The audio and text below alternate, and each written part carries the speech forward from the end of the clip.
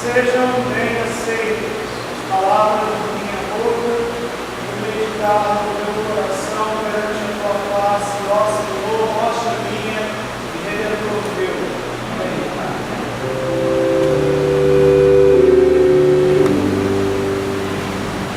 Embora estejamos em plena travessia quaresmal, esse domingo diferencia-se dos outros pela presença da alegria. A alegria que a reconciliação com Deus pode trazer para todo o coração que o busca com sinceridade. Os últimos meses têm sido complicados para o povo brasileiro e talvez para o mundo de modo geral. As chuvas têm demonstrado a fraqueza da cidade frente a um problema tão comum, sabe?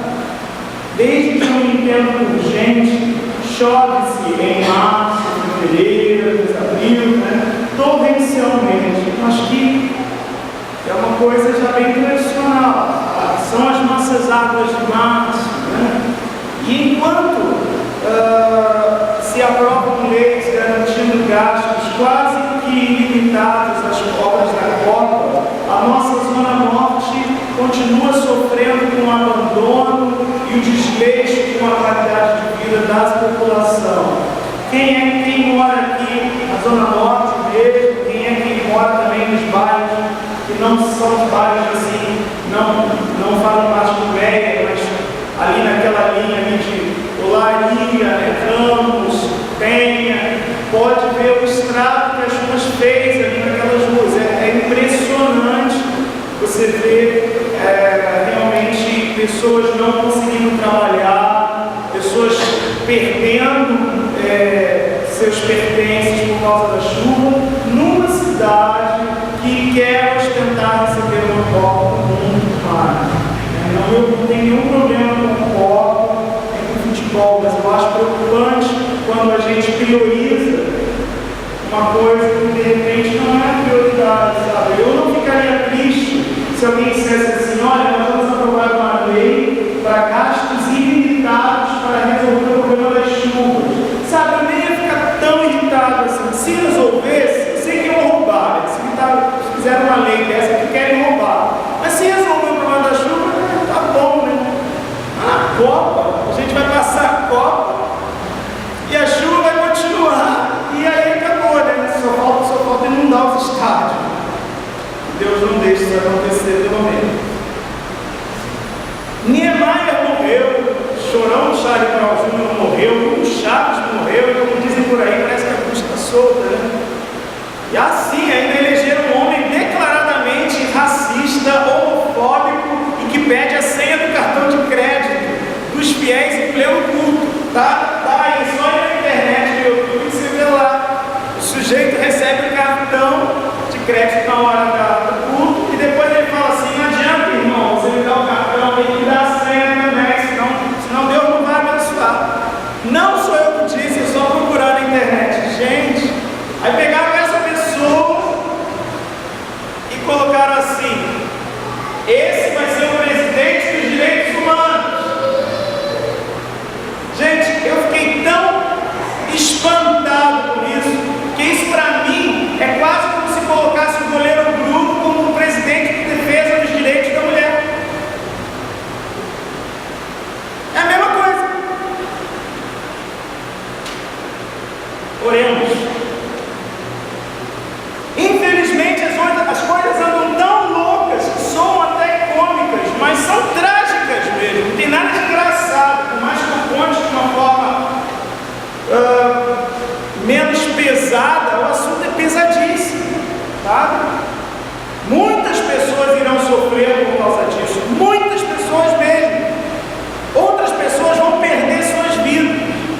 Vocês sabem que isso é verdade.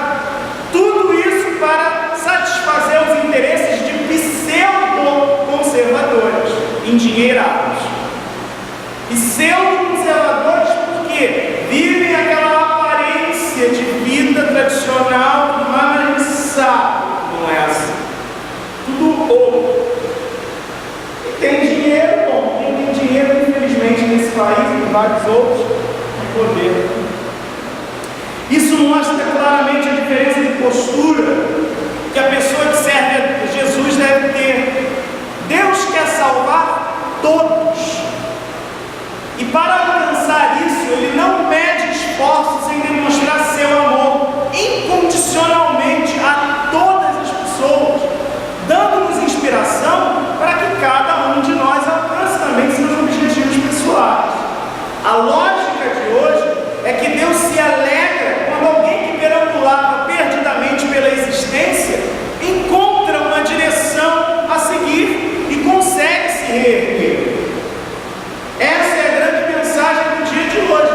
Deus se alegra quando alguém que estava perambulando pela vida encontra um sentido, se estabelece, se reergue, e essa é uma das grandes missões da igreja, ajudar essas pessoas a encontrarem o sentido de suas próprias vidas, o sentido de suas próprias existências. O Evangelho de hoje começa com a história do filho pródigo. Se você voltar um pouquinho no capítulo 15 de Lucas, você vai ver que antes dessa parábola, em Lucas 15, é narrada a parábola da ovelha perdida. Lembra? Eram 100 ovelhas, faltou uma, e aí ele guardou muito bem guardadinho as 99 e foi em busca da ovelha perdida. E quando ele encontrou a ovelha, ele ficou muito feliz, colocou em seus ombros, cuidou das suas feridas e trouxe-a de volta ao redil. Deus não quer 99% de salvos, Deus quer 100%. Era muito mais fácil, tem 99, aquela ovelha chata com a chuchu, cheia de carrapicho, deixa lá, né? Não! Vai buscar. Os chatos também têm lugar na casa de Deus. Todos têm seu lugar. Todos temos problemas. E todos nós um dia podemos ser essa ovelha perdida. E a gente vai precisar que Jesus venha ao nosso encontro, o bom pastor que dá a vida pela ovelha, e que nos leve no colo, sabe? Porque às vezes a gente precisa de colo. Tem gente que não tem mais mãe, né? Não tem mais pai, vai no colinho, não tem namorada, esposa vai nos colos de Jesus. Ele carrega, ele é bom e ele nos ama. E a coisa aumenta, olha só. A mulher, depois seguindo, ele conta uma outra parábola, né? Que é a parábola da mulher que tinha 10 moedas, né? E perdeu uma, né? A dracma perdida, como é muito conhecida essa passagem. E ela poderia dizer, mas já aumentou o percentual, né? Já é 10%. E não, ela sai em busca da moeda perdida e se alegra de novo quando a encontra, sabe?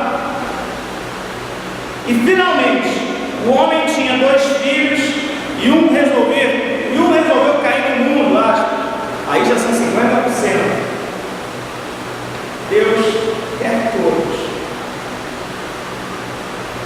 Agora que sou pai, eu posso imaginar a dor que deve ser causada pela perda de um filho. Eu tentava imaginar antes, mas quando você não é pai é diferente, né? Agora dá para você sentir na pele, que é você ser privado da companhia de uma pessoa que você se acostumou a conviver, se acostumou a amar. Né?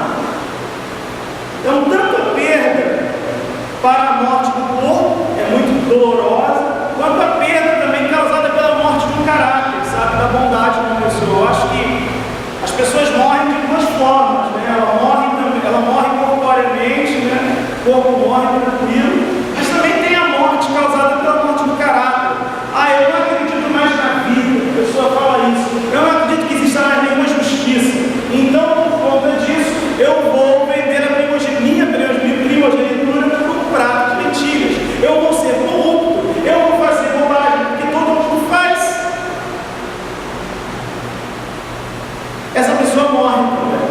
É uma morte muito triste, porque a morte dessas pessoas é uma morte quase contaminadora, sabe? Ela morre e apodrece ali andando, quase como se fosse um zumbi lembrando lá. A gente está muito de Walking Dead nesses sermões, mas tudo bem. Realmente, tem pessoas que andam assim, e elas exalam um cheiro ruim, mas não é por causa do perfume não, é pelo que elas são, sabe? Triste ver isso. E ser pai e ver um filho assim também é ser triste.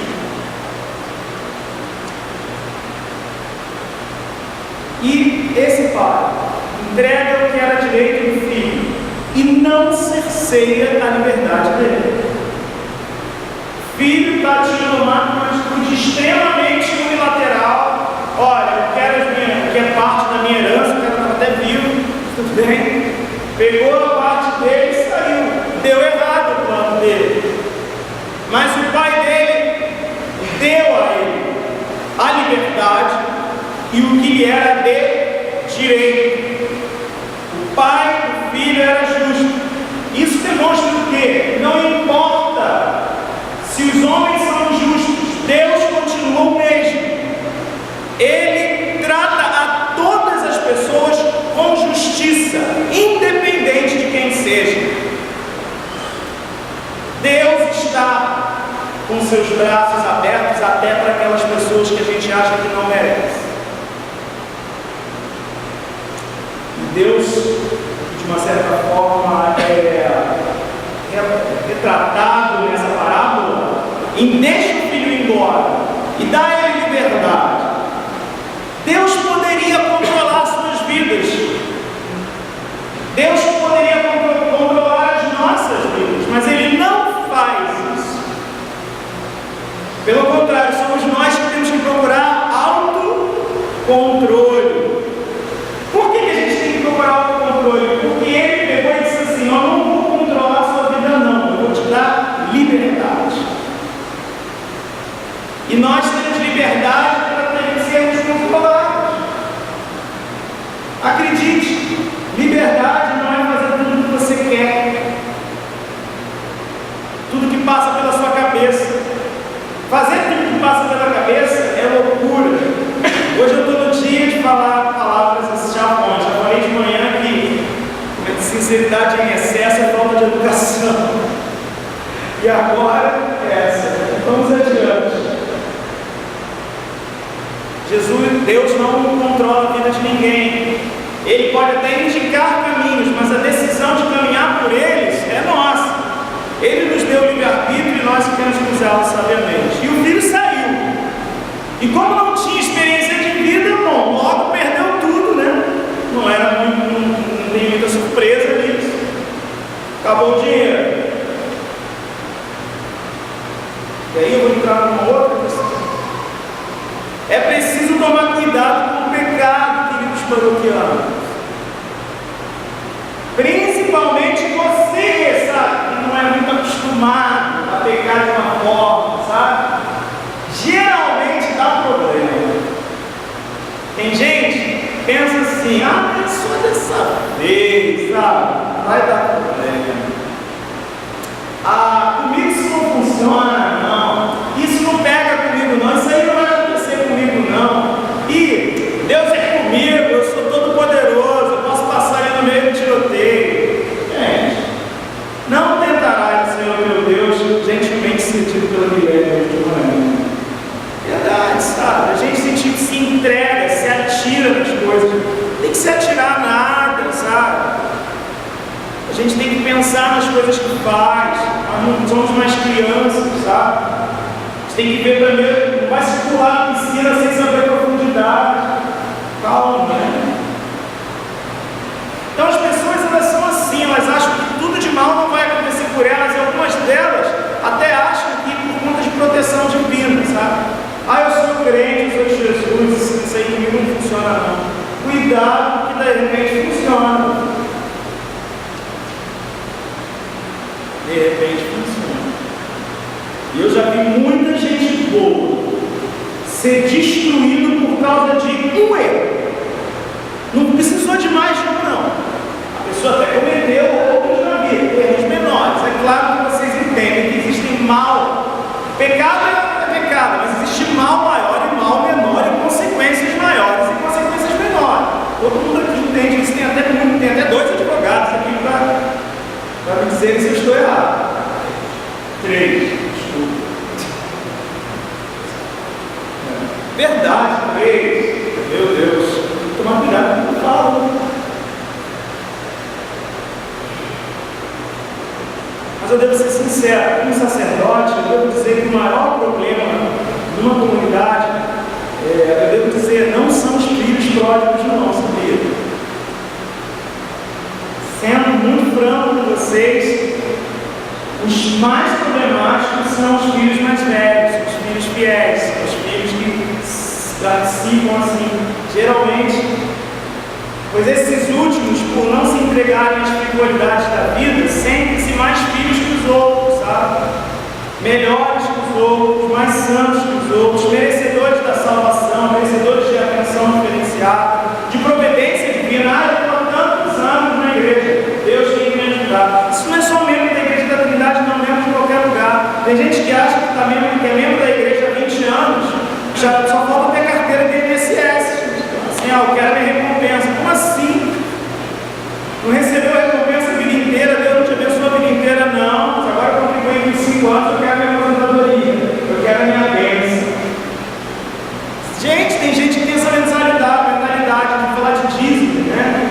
Eu tenho problema de falar de dízimo, não, porque eu não sou presidente de comissão de direitos humanos, não digo que negros são amaldiçoados por Deus, acho que os homossexuais são bênçãos de Deus para o mundo, e é isso mesmo. Então eu posso falar disso, porque a gente precisa sustentar a igreja, senão fecha. Só por isso, só, tranquilo, sabe? E é muito bom ter essa tranquilidade de falar. Muito bom, isso não tem preço, gente. A gente pode ter uma igreja lotada, mas pessoas vazias. Pode ter uma igreja que hoje já está melhorzinha, já tem mais gente, e ter pessoas cheias de coisas para acrescentar na vida, sabe? É muito bacana isso. Então essa coisa de querer ser merecedor é uma tentação muito grande que todo cristão tem, sabe? Não é só episcopal, pode ser católico romano, pode ser ortodoxo, evangélico. O camarada está na igreja há muito tempo e ele começa a achar que é dono de Deus, sabe? Ou que Deus deve favores a ele, sabe? É bacana demais achar que Deus está me devendo um favor. Como assim? Me explica isso teologicamente. Deus está me devendo uma coisa que vai me dar hoje.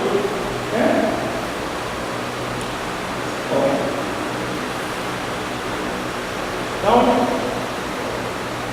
essas pessoas, né, não são pródigas, são fixas, né, têm raízes, mas são mal existentes em toda e qualquer igreja ou associação humana, como já tinha falado. Eu sou seu filho, eu sempre fiz o que você mandou, o Senhor nunca me deu um cabrito sequer para me alegar com os meus amigos, sabe? Aquela coisa do cara chorar no engano mesmo. Tratar igualmente os iguais e de modo diferenciado os que são diferentes. Esse é o meu ideal de justiça, sabe? E é o que eu procuro viver no meu sacerdócio. Quem pensa diferente, poxa, bacana você pensar diferente, tanto que você me respeite meu espaço, siga em paz, irmão. Não tem batalha com ninguém, mas também não irrita, né? Então, meu recado aos candidatos a pródigos, você que está pensando em dar uma prodigada, você que está pensando, vou dar uma arriscada, vai que dá, né? Não tem comercial, vai que, né? Olha, eu vou dizer para vocês, cuidado com as bobagens que vocês fazem na vida, algumas delas não tem volta. Mas Deus vai me perdoar, eu não estou falando de Deus. Se fosse com Deus o negócio estava ótimo, o problema são outras pessoas. Deus, tranquilo, eu conheço Deus, vou falar para vocês, tranquilaço, Ele é bem tranquilo, vai te perdoar. Se você estiver arrependido, coração é de uma manteiga, o coração de Deus, vai te perdoar, mas as pessoas vão lembrar da bobagem do que você fez e vão jogar isso no seu rostinho. E aí, é legal? Então é complicado isso. É complicado porque eu posso dizer assim, muito feio, né? Vocês jogarem no rosto os erros dos outros, não pode resultar nada. E todo mundo faz isso patologicamente, parece que é um erro comum em todos os seres humanos. As pessoas são conhecidas pelos seus erros e não pelos seus acertos. Mas já que é assim, ou pelo menos é uma coisa que a gente não consegue mudar agora, evitar cuidar, né? Ser mais prudente, sabe? Esse pai do Evangelho é o próprio Deus, mas não bobeia não, porque na vida poucos pais são assim, tá? Então não dá uma dessas prodigadas não, de repente quando você voltar para casa, teu pai nem mora mais lá. Cuidado. Não estou falando para ninguém especificamente. Meu pai, a gente vai se encontrar na justiça. Mas, e aos que pertencem à comunidade de fé ou sempre pertenceram, sejam gratos a Deus pela oportunidade de terem passado a vida em sua presença. E agora meu recado para os antigos mesmo. Agradeçam a Deus, sabe? Vocês são muito abençoados, porque vocês tiveram a oportunidade de crescer num lugar onde vocês tiveram vários sacerdotes, vários pastores, vários reverendos passaram por aqui e alimentaram vocês espiritualmente, transformaram vocês em pessoas bacanas, pessoas boas de se conviver. Então sejam gratos a Deus, ao invés de serem ingratos com Deus, como foi aquele filho mais velho, que chegou para o pai e disse para ele: você não me dará um cabrito. Mentiroso, porque ele só era o que ele era por causa do pai. Não seja ingrato com Deus, não faça exigências nem demandas. Então, se você pertence a essa comunidade de fé, os que sempre pertenceram, sejam gratos pela oportunidade que vocês tiveram. Não tenham inveja daqueles que caminham o caminho da maldade, porque muitas vezes nós somos tentados pelo diabo mesmo, né? Pelo aquele que separa, né? A querer invejar o caminho dos maus, porque parece na nossa vida que as pessoas que caminham pelo caminho de justiça são mais bonitas, têm uma vida mais excitante, mas se você for ver, há um grande vazio que as persegue. E eu sei que parece ser frase já batida, mas realmente o pessoal sai por aí e diz que foi numa noite que ficou com tantas pessoas, que a vida é muito boa, total. Acabou a efeito do álcool, acabou a efeito de tudo, cara. Nossa, eu estou sentindo um vazio dentro de mim. Né? Então, será que é só isso que a gente busca, né? Então, assim, isso é uma coisa que vale para todas as pessoas mesmo, tá? Todas elas. A promiscuidade não é particularidade da heterossexualidade, da homossexualidade. A promiscuidade é um mal presente a todas as formas de amor ou de expressões humanas. E a gente tem que evitar esse mal, e principalmente a associação direta que as pessoas fazem, tanto a homossexualidade com a promiscuidade, como a heterossexualidade também com a promiscuidade, machismo, essas coisas assim. A gente tem que tirar isso da nossa vida, se santificar nesse sentido, sabe? Sermos quem somos, mas sermos diferentes também. Tenham cuidado, vocês mais velhos, com os filhos mais pródigos, tenham paciência com eles, né? Pessoal mais ingênuo, temos que ser misericordiosos sempre, pois é assim que encontramos misericórdia diante de Deus e construímos o reino de Deus sem perder um súdito sequer. Gente, a gente vive pensando em fazer. A gente está aqui com bem animado para a vigília pascal, o bicho que vem, né? Josinaldo, Dorival vai ser batizado e confirmado no mesmo dia, bacana. A gente está muito animado com tudo isso, mas a verdade é a seguinte: essas pessoas que estão chegando na igreja, elas precisam de referenciais de pessoas mais antigas que já passaram por muitas coisas, para que elas possam se criar raízes. E é por isso que a gente está incentivando que todos os candidatos à confirmação desta vez tenham um padrinho que já é confirmado na igreja. Por quê? Porque esse padrinho, essa madrinha, vai ser aquela pessoa que vai ser responsável por aquela outra espiritualmente também. A gente vai ter uma pessoa que vai ser quase como um padrinho da área. E vai, quando a pessoa começar a se sentir inseguro, vai ligar para o padrinho e falar: olha, eu estou com vontade de beber. Olha, a irmã fulana de tal falou isso para mim, isso para mim eu não gostei. O que eu faço, hein, madrinha? Ou padrinho? Aí a pessoa vai dizer: olha, meu amigo, isso é uma coisa normal. Ou, pelo menos, vai dizer: isso é muito sério, vamos falar com o reverendo, mas vai saber orientar. E verdade, fica meio perdidinho no início, né? Mas se a gente tem esses elementos, esses ritos de iniciação, e mais do que ritos de iniciação, a gente também tem mecanismos de sustentação, a gente vai minimizar esse êxodo que acontece depois da crisma. E que, para minha alegria, para a tristeza da igreja como um todo, eu sei que não é só o problema da paróquia da Santificabilidade, não é só o problema da igreja anglicana, que na igreja católica romana, também os padres, meus amigos, falam que crismou, olha gente, é isso para manter a igreja. O cara crisma e some, né? Então, aos mais antigos, abracem, sejam cautelosos no tratamento, procurem entender que as pessoas estão começando a caminhar na igreja, ajudem-as, que vocês já estão à frente nessa caminhada, pelo menos aqui dentro da igreja episcopal. Amar dá trabalho, viver dá trabalho, caminhar dá trabalho, comer dá trabalho. Então, por que é que nós queremos que perdoar seja fácil? É uma coisa que eu não consigo compreender muito bem. Perdoar dá trabalho, entendeu? Jura, eu pensei que fosse fácil. Mas é claro que perdoar dá trabalho. Mas para você comer, você não tem que trabalhar. Para você pagar o trabalho das pessoas, ou que cozinharam a sua comida, ou que empacotaram a sua comida. Para você viver, você não tem que trabalhar. Quando você ama também, você não dá trabalho manter o relacionamento. Então, sabe, todas as ações implicam esforço. Isso é uma coisa do português. É uma ação, implica esforço. Perdoar é uma ação. Então implica esforço, não é fácil. É necessário que o filho pródigo reconheça seus erros, se arrependa e volte com o coração contrito, ou seja, volte mansinho, né, gente? Não dá também para perdoar o filho pródigo que chega, ó pai, negócio seguinte, gastei tudo, entendeu? Gastei tudo e agora eu quero voltar aí e é isso aí. Eu acho que o pai ia soltar. Ia vir um urso, né? E matar o filho, não sei. A história bíblica geralmente são muito engraçadas.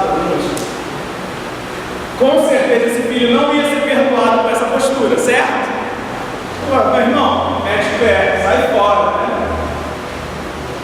O filho chegou, manso, vou lá, vou pedir para ser empregado, ó. Sabe, não vou chegar lá, sou teu filho. Ué, na hora de morar lá com ele, trabalhar com ele, não quis ser? Então, gente, quando você ofende, você deve fazer alguma reparação. Mas, às vezes não dá para consertar, eu sei. Mas só a tentativa já facilita o mecanismo do perdão, sabe? Que a gente vê uma contrapartida. O perdão deve ser procurado, a gente deve criar mecanismos que facilitem ou propiciem o perdão. Ou vou dizer assim, uma coisa que talvez possa soar sensual, mas eu não falo na questão sensual.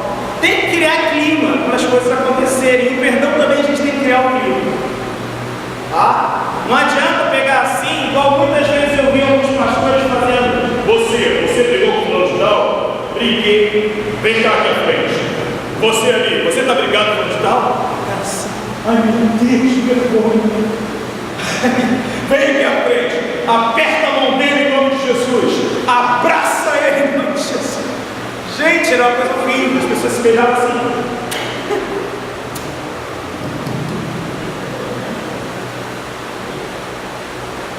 Muito bom, palmas para Jesus. Não é assim. Não adianta, não se resolve o conflito dessa forma. Está todo mundo, que Deus te abençoe. Eu te amo muito. Te pego lá. Era um filme, né? Sessão da tarde. Te pego lá. Então, gente, sejamos humildes ao falar uns com os outros. Sejamos educados e queridos. Embora estejamos todos juntos em uma casa de oração, cada um de nós tem uma vida e história diferentes. Nós não somos a mesma pessoa, nós somos indiferentíssimos uns dos outros. Portanto, eu repito, cuidado com as ações. Se ferir alguém durante a caminhada, o ciclo que começa com o arrependimento, passa pela penitência, e finalmente alcança o perdão, não pode ser quebrado. Você ofende, se arrepende. Quando eu falo de penitência, eu estou falando de ações para a correção do erro, eu estou falando de ajoelhar no milho, não, tá? Não resolve, sabe? Só dá problema no joelho. Eu estou falando de você ir chegar e tentar retratar-se, ser honesto. Penitência nesse sentido. Com certeza, Deus vai abençoar você e você vai alcançar o perdão que você procura. Pode ser que não seja hoje, pode ser que não seja amanhã, mas aquele que tem essa postura, uma hora, aquele coração de pedra, vira o coração de carne, porque Deus transforma. E Deus nos dê sempre a oportunidade de se alegrar dessa perdão. Ou se alegrar também ao liberar perdão, sentir-se leve, bem, fazendo-nos sempre crescer espiritualmente em busca de se tornar perfeitos como Deus quer. A nossa meta não é uma meta pequena, não. A gente só quer se tornar perfeito como Cristo era. Então é caminhada para esta vida, a vida toda.